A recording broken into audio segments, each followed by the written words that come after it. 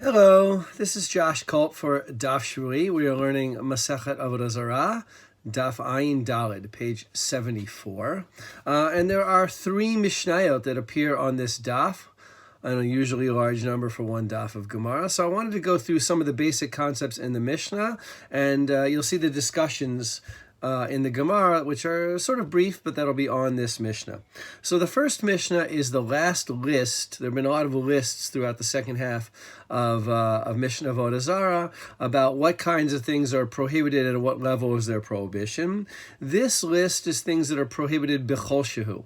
B'chol shehu means even if the smallest number mixes in with a very large number, the entire mixture is prohibited.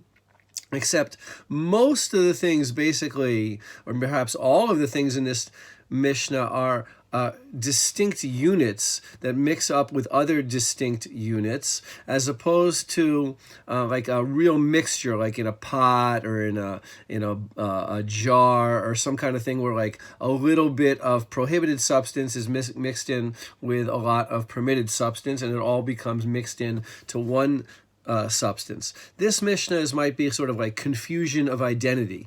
You have, for instance, one jar that's non-Jewish wine, Yain Nesech, and then you have 1,000 jars that are Jewish wine, and you don't know which one is which. According to our Mishnah, all of the wine is prohibited. Even though, only one of them, even though it's far less than like 1/60th, but there's no issue here of no tain tam, of imparting a taste, because the yain wasn't mixed in, the wine wasn't mixed in. Another example might be skins of animals that have had a heart removed, assuming that these are for idolatry. Somehow the leather from that was idolatrous leather gets mixed in with regular leather. Some of them are very, very theoretical. We should note also that like these are not relevant to halacha l'maaseh, maybe never were. For instance, the goat that is to be sent to Azazel, right, sent out to the desert on the wilderness on Yom Kippur. If that goat somehow in the Beit HaMikdash gets mixed in with many other goats, all of the goats are prohibited. Again, you can assume that this is theoretical. What it's trying to show you is that there's a different rule for distinct units than for true mixtures. With distinct units, the law is more strict, and under certain circumstances, all of the material is prohibited. Now, the next Mishnah appears already on the same, actually on the beginning of Ayin Daled Amud Bet, the second half of the Amud.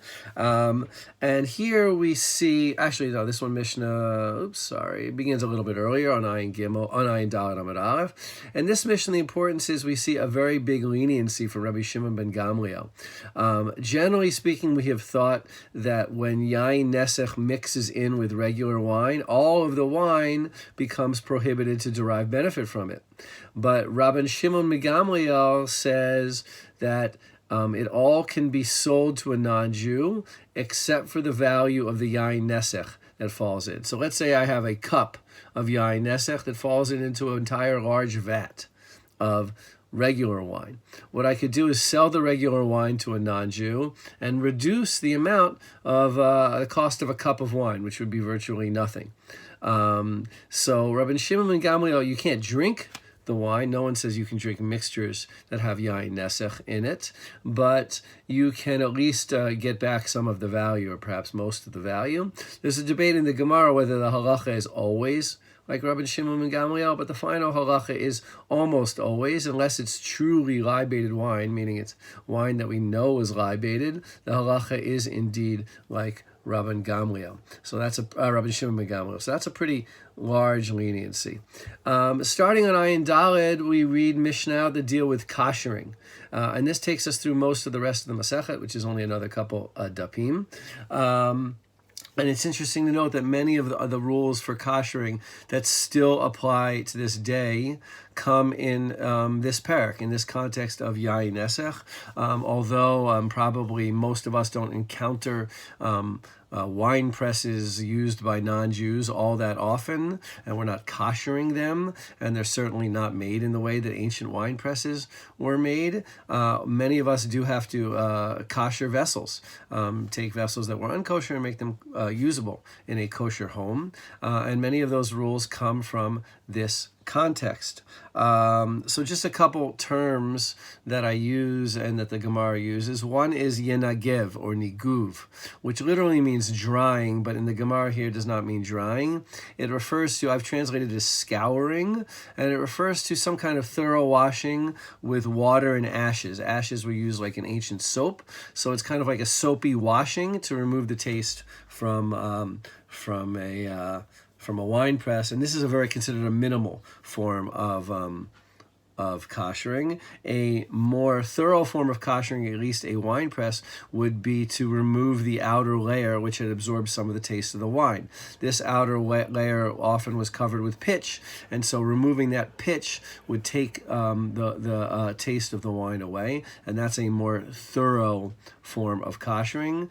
We'll see as we go on, there are other forms of koshering that come up later in the next Amud. So good luck learning, and we're almost at the end, so I hope you're enjoying this Masechet and savoring the last couple of dapim.